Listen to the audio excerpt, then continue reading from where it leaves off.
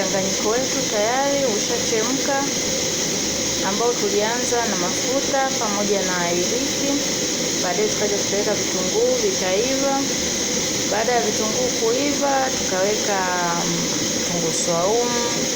Baadaye nikasagia tangawizi. Baada ya hapo nikaacha tena vikaiva.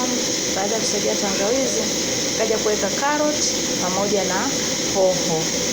Karoti na hoho vikaiva vizuri. Baadaye baada ya kuiva nikaweka nyanya moja.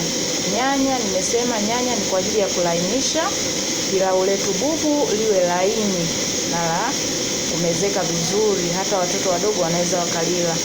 Na lengo la nyanya ni kulainisha, nimesema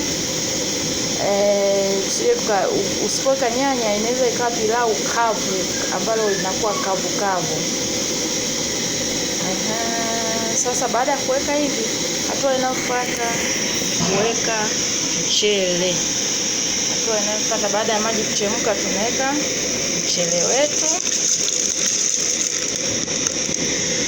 Mchele wetu kama unavyoona tayari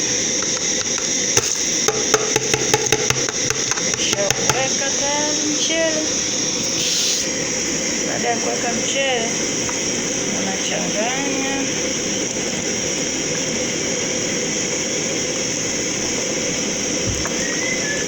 Changanya, kuja unafunikia. Hili ni pilau bubu. Changanya, unakuja unafunikia. Sasa hivi pilau lako